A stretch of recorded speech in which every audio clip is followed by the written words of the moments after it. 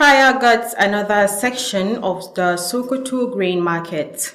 Our correspondent examines the price of commodities in the Sokoto market as the month of Ramadan starts. Good evening and welcome to Alu TV News. Today is 1st March 2025, equivalent to Islamic calendar 1st Ramadan 1446, after the hijrah of the Prophet Muhammad, peace be upon him. Ramadan Kareem to all the Muslims around the world, and my name is Aisha Abdullahi Aminu with the news.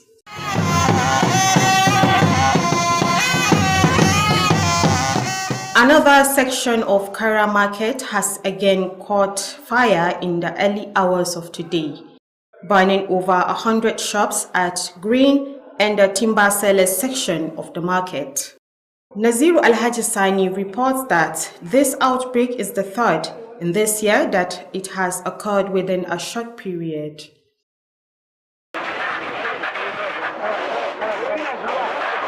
It's devastating to see properties worth millions of naira reduced to ashes. This is a sad time that this Kara market has broken into fire, happening within a very short period of time, consuming over 3 sections of the major sections of the market. As you can see behind me, here are the area where they sell food items and foodstuffs in this Kara market, and it's completely reduced to ashes. My name is Naziru Alajisani, reporting for Alu TV News. The section was gutted by fire, which lasted for more than 3 hours and a half, gutted over 100 shops containing goods and capital properties.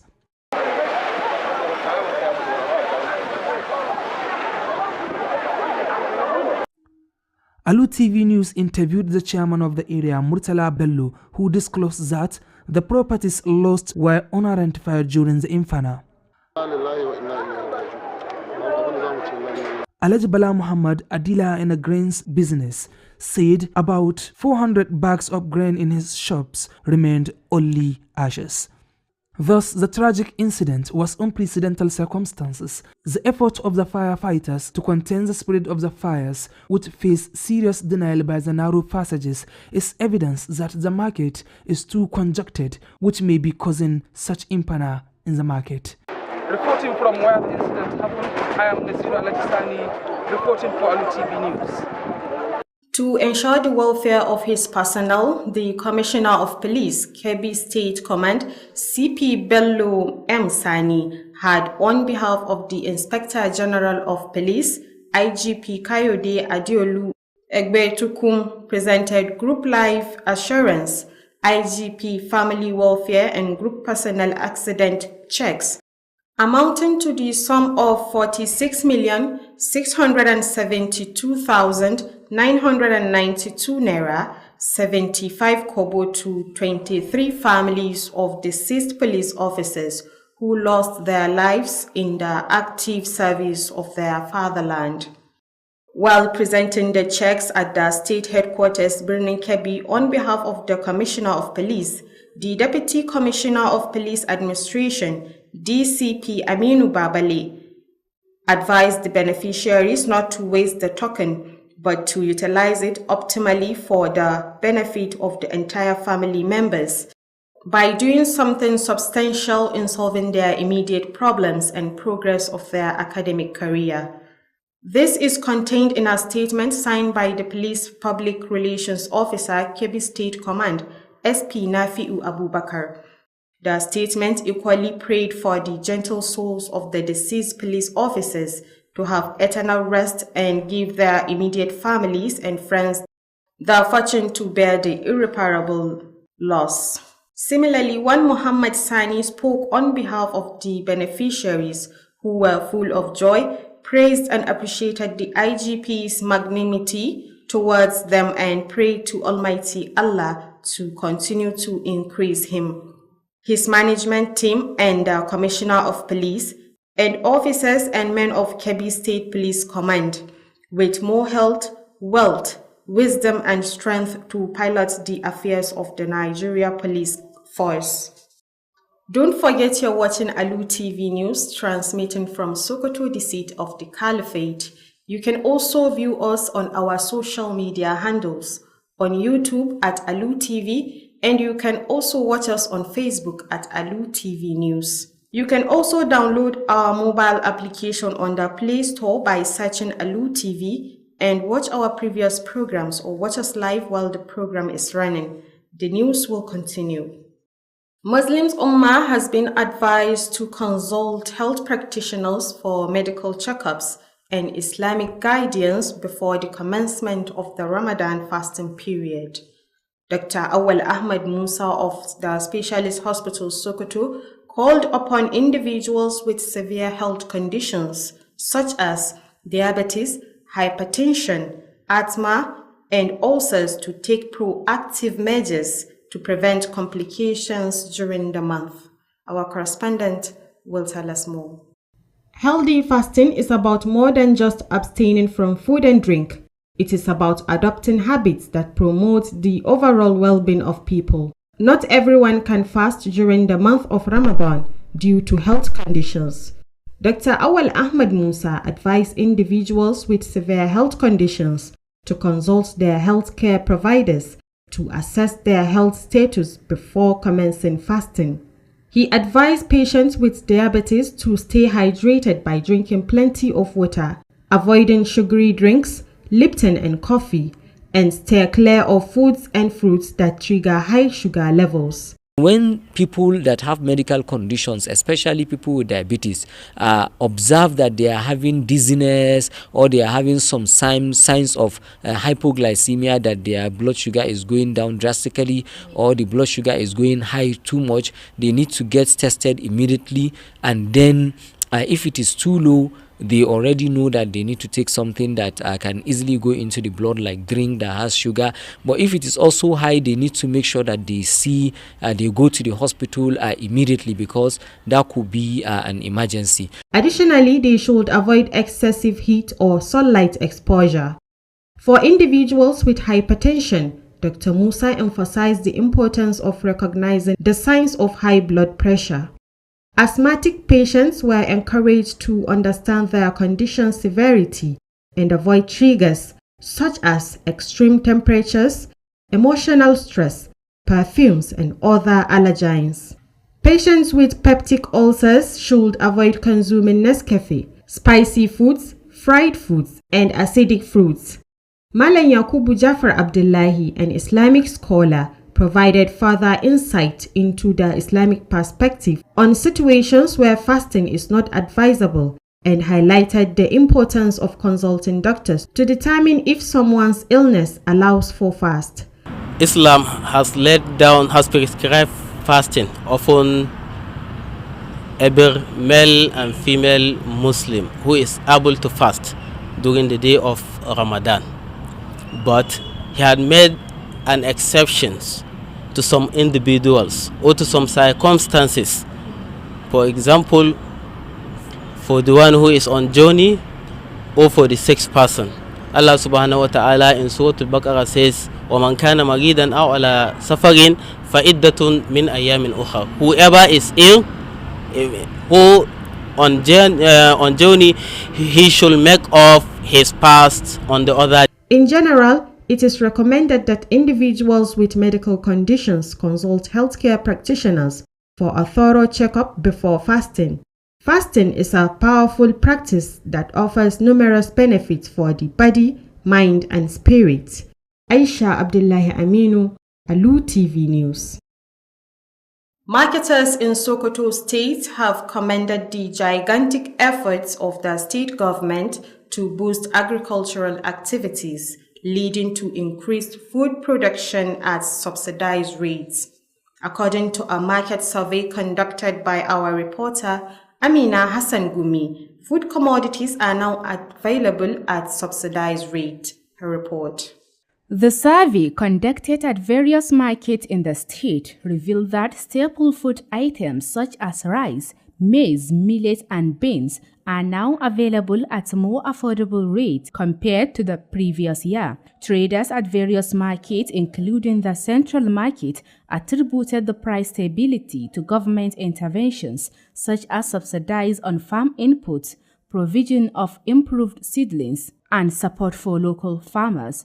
Alhaji Mustafa, a grain seller at Er Abazzar Market, noted that the availability of subsidized fertilizer and modern farming techniques had significantly boosted crop yield, adding that last year they faced shortages due to poor harvest, but this time the government support has made a huge difference. A bag of rice which used to cost 170 is now at 130, and one bowl of rice is now selling at the rate of 3.5.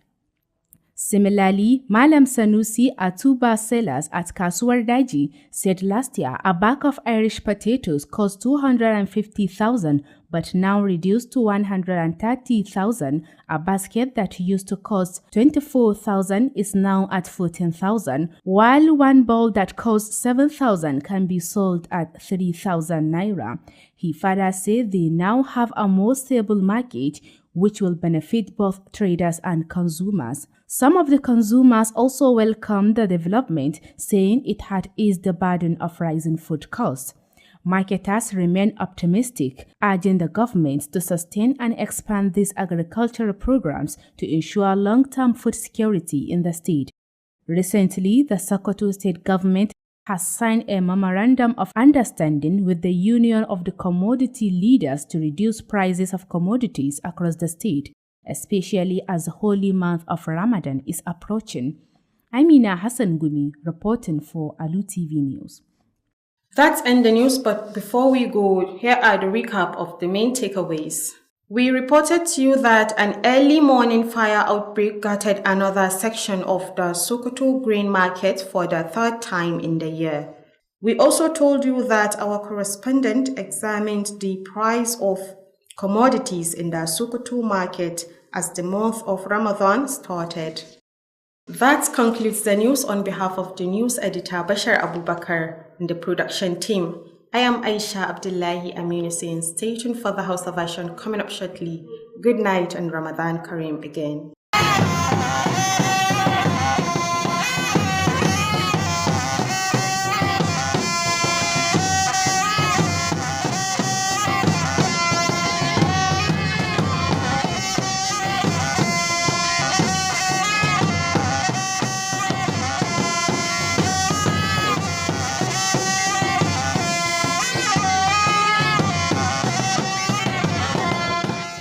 Dr. Ladin 70s herbal mixture. Dr. Ladin, good for children and adults.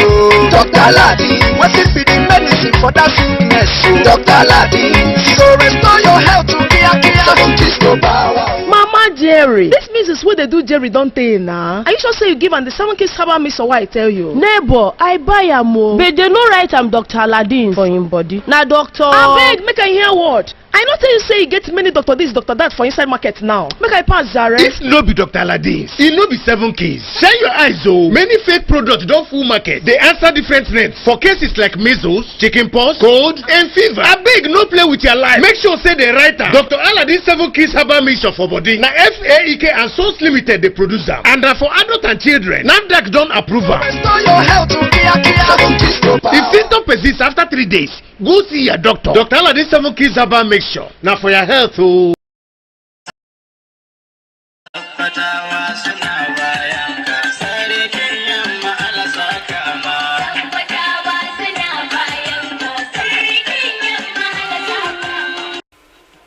A'udhu billahi minash shaitanir rajim. Bismillahir rahmanir rahim. Ni Ibrahim Dadi Adari da Latun Gobar, kwamishina na kananan hukumomi da lamuran masarautu ta jihar Sokoto. A madadin kaina da ma'aikatar nan tamu mai albarka da kuma local government chairman da muke da su 23, ina amfani da wannan dama domin in tawa babanmu kuma malamina sannan shugabanmu kuma abin koyinmu a cika shekara 72 da yayi da haihuwa. Muna roƙon Allah madaukakin sarki shi ƙara mishi lafiya, shi ƙara mishi tsawon rai, shi ƙara mishi dama domin ya ci gaba da taimaka ma jama'anmu. Nagode. Sabbatawa suna bayan ka, sarkin yamma ala saka ma. Sabbatawa suna bayan ka, sarkin yamma ala saka ma.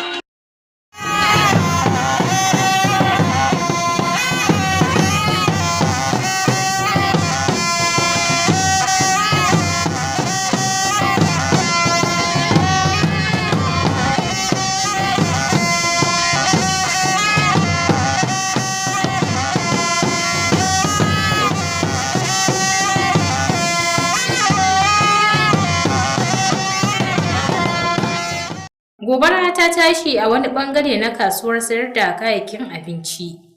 Za mu kawo muku rahoton da wakiliyarmu ta haɗa muna kan farashin kayayyakin abinci a kasuwar Sokoto a daidai lokacin da watan Ramadana ya fara. Assalamu alaikum jama'a, da fatar an sha ruwa lafiya. Barka da kasancewa da fassarar labaran Alu Tv. A yau muna Asabar 1 ga watan Maris ɗin shekara ta 2025, kuma daidai da 1 ga watan Ramadan shekara ta 1446 bayan hijirar fiyayyen halitta Annabi Muhammad sallallahu alaihi wasallam daga Makka zuwa Madina. Sunana Nafisa Kabiru Muhammad ɗauke da fassarar labaran.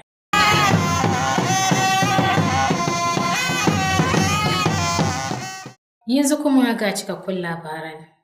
Wani bangare na kasuwar Kara inda ake sayar da kayayyakin abinci ya kama da wuta da sanyin safiyar yau, inda ya ƙone fiye da shaguna 100 na sayar da kayayyakin abinci da kuma wani bangare na sayar da katako duk a kasuwar.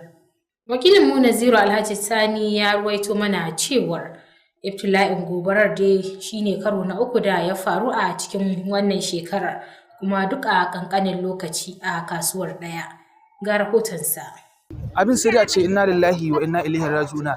Idan kuka yi la'akari da yanda miliyoyin dukiyoyi na maƙudan kuɗaɗe suka halaka a cikin wannan gobara da ta faru a cikin wannan kasuwa, kusan mu ce wannan shine karo na 3 da wannan gobara take tashi a cikin wannan kasuwa ta Kara, inda ta mamaye kusan bangarori guda 3 manya da suke cikin kasuwar. Idan kuka yi la'akari da wannan shine wurin da ake sayar da tsofaffin katakin nan itace da kuma wani bangare daga cikin inda ake sayar da abinci wanda ya hada da kila kayan gero, masara, dawa, shinkafa da sauransu. Dukkanin wannan bangare kamar yadda kuke gani gaba ɗayansa ya ƙone a halin da ake ciki yanzu. Sai dai mu ce musu inna lillahi wa inna ilaihi raji'un, kuma ubangiji Allah ya mai musu da alkhairi.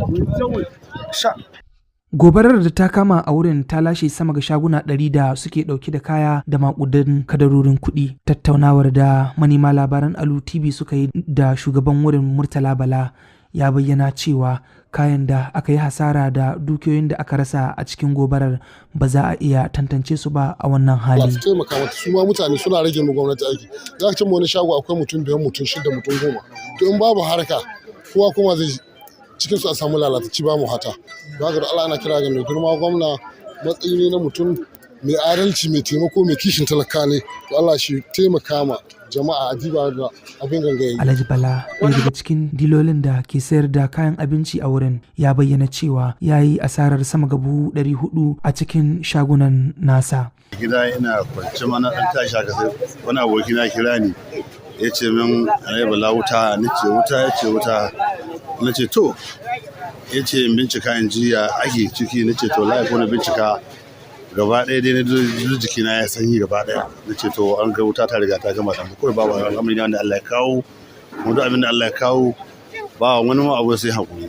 Duk da ƙoƙarin da jami'an kwana-kwana suka yi wurin dakatar da yaɗuwar wutar, ana ganin cewa irin wannan iftila'in da yake faruwa a wannan kasuwa zai fuskanci ƙalubale da dama a duk lokacin da matsalar ta afku, musamman saboda matsalolin hanyoyi da suke da na shigar motocin kwana-kwana domin daƙile matsalar da take afkuwa. Da kuke gani daga wurin da wannan al'amari na iftila'in gobara ya faru, ni da ke rahoton muku wannan labari daga nan wannan tasha ta Alu Tv Najeriya. Sunana Naziru Alhaji Sani. Domin tabbatar da kyautata jin daɗi da kuma walwalar jami'ansa, Kwamishinan 'yan sandan jihar Kebbi CP Bello M. Sani, a madadin babban sufetin 'yan sandan Najeriya wato Kayode Adeolu Ebetokun, ya gabatar da takardar shaidar biyan kuɗi na tallafi na kuɗi kimanin naira miliyan 46,672 da naira 900 da naira 92 da kuma kwabo 75 ga iyalan jami'an 23 waɗanda suka rasa rayukansu a lokacin da suke ƙoƙarin hidimtawa ƙasar nan. Yayin gabatar da takardar shaidar biyan kuɗin na cek a hedikwatar rundunar 'yan sandan Najeriya reshen jihar Kebbi da ke birnin Kebbi, a madadin kwamishinan 'yan sandan jihar, mataimakin kwamishinan a sashen mulki DCP Aminu Babale ya shawarci waɗanda suka amfana da kuɗaɗen da su yi amfani da su yadda ya kamata domin amfanar da dukkanin iyalansu ta hanyar magance wasu matsaloli da suke fuskanta, kazalika da ci gaban ilimin 'ya'yansu. Wannan dai yana kunshi ne a cikin wata sanarwa da jami'in kula da hulɗa da jama'a na rundunar 'yan sandan jihar wato SP Nafi'u Abubakar ya fitar. Sanarwar haka ma dai ta roƙi Allah subhanahu wa ta'ala da ya gafarta wa mamatan tare da yafe musu kurakuransu, ya kuma baiwa iyalansu haƙuri da juriyar rashin. Haka ma dai ɗaya daga cikin waɗanda suka amfana da kuɗin a madadin sauran 'yan uwansa, Muhammad Sani, ya bayyana irin jin daɗinsu da kuma farin cikin da suke tare da shi, inda ya roƙi Allah subhanahu wa ta'ala da ya ƙara wa babban sufetin 'yan sandan lafiya da shi da kwamishinan 'yan sandan jihar da jami'an 'yan sandan Najeriya da ma na jihar Kebbi baki ɗaya, tare da ƙara ba su ƙwarin gwiwar ci gaba da ayyukansu na yawa ƙasa hidima. To jama'a, kada ku shafa, kuna kasancewa ne da waɗannan labaran daga nan Alu TV Najeriya. Kada ku manta za ku iya bibiyar mu ta hanyar amfani da shafukan sada zumunta kamar YouTube da kuma Facebook, inda za ku yi amfani da Alu TV ko kuma Alu TV News a Facebook. Haka ma za ku iya sauke manhajar Alu TV ta hanyar Play Store. Tun yanzu kuma labaran za su ci gaba. An shawarci al'ummar musulmi da su tuntuɓi jami'an kiwon lafiya da kuma koyarwar addinin Islama kafin soma azumin watan Ramadana. Dr. Awal Ahmad Musa na asibitin ƙwararru ta jihar Sokoto shi ne wannan kiran ga al'umma waɗanda ke fuskantar yanayi na rashin lafiya da suka haɗa da cutar ciwon shuga da cutar hawan jini da fuka wato asma da kuma gyambon ciki domin ɗaukar ƙwararan matakan da suka dace a lokacin gudanar da ibadan watan Ramadan. Ga rahoton Aisha Abdullahi Aminu. Azumi ba ana nufin iya kamewa daga cin abinci da abin sha ba, yanayi ne da za a rungumi wasu ɗabi'un da za su inganta rayuwar mutane gaba ɗaya. Ba kuma kowa ne ke iya yin azumin watan Ramadan ba saboda yanayin lafiya. Dr. Awal Ahmad Musa ya shawarci masu fama da matsanancin rashin lafiya da su tuntuɓi ma'aikatan kiwon lafiya don tantance lafiyarsu kafin su fara azumi. Ya shawarci majinyatan da ke da ciwon siga da su kasance suna samar da isasshen ruwa a jikinsu ta hanyar shan ruwa mai yawa, gujewa lemun kamfani masu zaƙi sosai, Lipton da kofi, da kuma nisantar abinci da 'ya'yan itatuwa da za su iya haddasa tashin ciwon nasu. Bugu da ƙari ya ce ya kamata su gujewa matsanancin zafi ko shiga rana. Ga masu fama da hawan jini kuwa, Dr. Musa ya jaddada muhimmancin gane alamomin da ke haddasa hawan jini. Haka ma an ƙarfafa marasa lafiya masu fama da ciwon numfashi wato asma su fahimci yanayin ciwon nasu, su kuma gujewa abubuwan da ka iya haifar da matsala kamar matsanancin zafi, damuwa, turare mai ƙarfi da sauran abubuwan da mai wannan ciwon baya buƙata. Marasa lafiya masu ciwon amosanin ciki wato peptic ulcer ya kamata su guje shan Lipton, Nescafe, abinci mai yaji, soyayyen abinci da 'ya'yan itacen da ke ɗauke da sinadarin acid. Mutum ya kasance yana yin sahur, saboda yin sahur da yin buɗe baki zai kasance ya takaita maka lokacin da zaka zauna babu sinadarai, babu ruwa a jikinka. So idan aka jinkirta sahur kuma aka gaggauta buɗe baki za a samu lafiya sosai a lokacin azumi. So sannan kuma fruits ɗin da irin wayannan namu a zogale da alayyahu da sauransu suna da kyau sosai mutum ya rinka amfani da su, saboda za su gyara ma mutum cikinsa, sannan suna da sinadarai wayanda suke ƙara jini, suke da vitamins wayanda za su taimaka ma ɗan adam. Su wannan Malam Yakubu Jafar Abdullahi, wani malamin addinin Musulunci, ya yi ƙarin haske kan mahangar addinin Musulunci dangane da yanayin da ba a so a yi azumi, tare da bayyana muhimmancin tuntuɓar likitoci domin sanin ko rashin lafiyar nasu zai ba su damar yin azumi. Ban jan hankali da zan yi shine su ji tsoron Allah. Ibadar da ake yi Allah ake yi ma. Idan mutum, musamman idan lokacin azumi ya zo, sai ka ji kowa yana cewa ulcer gare shi bai azumi. A'a, ba kai sha'anin aji azumi ko rashin lahiya to sai an samu tabbaci na likita. Wani haka kawai azumi kowa na jin wahala te, kowa na jin kishirwa lokacin azumi, kowa na jin wahala ta yunwa. To ba don ka je wahala ta kishirwa ko wahalar yunwa ba kawai ka ce azumi ulcer gare ka ba tare da ka ta asibiti an bincika. A takaice ana ba da shawarar cewa mutane da ke da wani nau'i na rashin lafiya su tuntuɓi likitocin kiwon lafiya don cikakken bincike kafin azumi. Azumi ibada ne mai ƙarfi wanda ke da fa'idoji masu yawa ga jiki, tunani da kuma ruhi. Aisha Abdullahi Aminu, labaran Alu Tv. 'Yan kasuwar jihar Sokoto sun yaba wa namijin ƙoƙarin gwamnatin jihar Sokoto na bunƙasa ayyukan gona a jihar, wanda ya haifar da samar da wadataccen abinci a kan farashi mai rahusa. A binciken da wakiliyarmu ta gudanar ta kuma haɗa mana rahoto a kansa game da yanayin farashin kasuwa. Amina Hassan Gumi ta bayyana mana cewar yanzu ana samun kayayyakin abinci a kan farashi mai rahusa. Ga cikon rahotonta. Binciken da aka gudanar a kasuwanni daban-daban a jihar akan farashin kayan abinci kamar shinkafa, masara, gero ya nuna kayan abinci na samuwa a cikin farashi mai rahusa idan aka kwatanta da shekarar da ta gabata. A kasuwannin da muka ziyarta ciki har da babbar kasuwar Sokoto, 'yan kasuwa sun danganta saukar farashin ga matakan da gwamnati ta ɗauka, kamar bayar da tallafi kan kayan aikin gona, samar da iri ingantattu da kuma shirarruwan tallafin manoma da aka samu. Alhaji Mustapha mai sayar da shinkafa a kasuwar 'Yar Abazara ya bayyana cewa samun takin zamani da fasahohin noma na zamani ya ƙarfafa yawan amfanin gona sosai. Ya ƙara da cewa gaskiya yanzu abubuwan sun ɗanyi ƙasa sosai, saboda don sanadiyar bara mutane sun sha wahalhalun kasuwanci saboda tsadar abubuwa. Yanzu gaskiya abubuwan sun haɗe, don yanzu san shera yanzu ga dole ana sauta 65,400, amma yanzu ana sauta 51,000 har 52. Gaskiya abubuwa an ɗan samu sauƙi ƙwarai. Da ana sayar da kwanon gumi har 5,000 ya taɓa kai, amma yanzu gaskiya 3,500 da 600.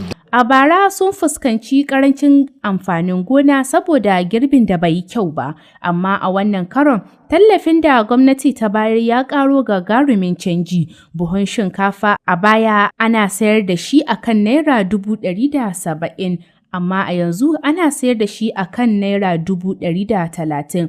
Yayin da kwano ɗaya na shinkafa ake sayar da shi akan Naira 3,500. Haka kuma Malam Sanusi mai sayar da dankalin Turawa a kasuwar Daji ya ce a bara buhun dankalin Turawa yana kan farashin 250 ne, amma yanzu ya ragu zuwa 130. Kwando ɗaya da aka sayarwa a kan Naira 24,000 yanzu yana 14,000, yayin da kwano ɗaya da a baya ake sayar da shi a kan Naira 7,000 yanzu ana iya samun shi a kan Naira 3,000. Ya ƙara da cewa yanzu kasuwa ta fi samun daidaito wanda zai amfanar da 'yan kasuwa da ma masu saye. Wasu daga cikin masu sayan kayan abinci sun bayyana jin daɗinsu da wannan ci gaban, suna cewa hakan ya rage musu raɗaɗin tsadar abinci. 'Yan kasuwa na fatan alkhairi suna kuma roƙon gwamnati da ta ci gaba da waɗannan shirye-shirye na aikin gona tare da faɗaɗa su domin tabbatar da wadatar abinci a jihar. A baya-bayan nan gwamnatin jihar Sokoto ta rattaba hannu kan yarjejeniya tare da ƙungiyar dillallan kayayyaki domin rage farashin kayan masarufi a faɗin jihar, musamman duba da shigowar watan Ramadan mai alfarma. Amina Hassan Gumi, labaran Alu Tv. To da wannan rahoton ne kuma muka so ƙarshen labaran namu. Kafin mai sallama da ku ga maimaicin wasu daga muhimman kanunsu. Tun da farko kun ji cewar ibtila'in gobara ya faru da sanyin safiyar yau a wani bangare na kasuwar sayar da kayayyakin abinci na kasuwar Kara, wanda wannan shine karo na uku da gobara ta tashi a cikin wannan shekarar duk a wannan kasuwar. Na ƙarshe mun kawo muku rahoton da wakiliyarmu ta haɗa mana kan farashin kayayyakin abinci a daidai lokacin da aka soma watan Ramadan a jihar Sokoto. Tun yanzu kan a madadin editan labaran Bashir Abubakar da dukkanin waɗanda suka taimaka domin ganin labaran sun zo muku. Nafisa Kabiru Muhammad da na fassara na karanto nake cewa assalamu alaikum.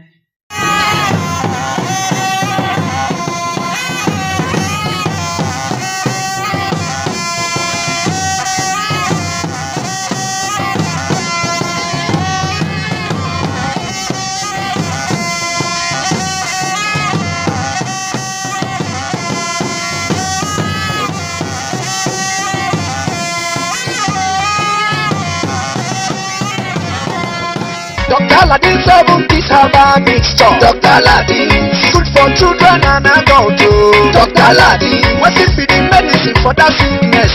Dr. Ladin, so restore your health to Kia 70s go power. Mama Jerry, this means it's what they do Jerry don't tell now. Are you sure say you give and the 7 kids herbal mixture what I tell you? Neighbor, I buy a more. But they no right I'm Dr. Ladin for him body. Now doctor, I beg, make I hear what? I not tell you say you get many doctor this, doctor that for inside market now. Make I pass Zare. If no be Dr. Aladdin, it no be 7 keys. Shine your eyes though. Many fake products don't full market. They answer different names for cases like measles, chickenpox, cold, and fever. I beg, no play with your life. Make sure say the right time. Dr. Aladdin 7 keys herbal mixture for body. Now FAEK and Source Limited they produce them. And for adult and children. NAFDAC don't approve them. Restore your health to Kia 70s go power. If symptoms persist after 3 days, go see your doctor. Dr. Aladdin 7 keys herbal mixture. Now for your health.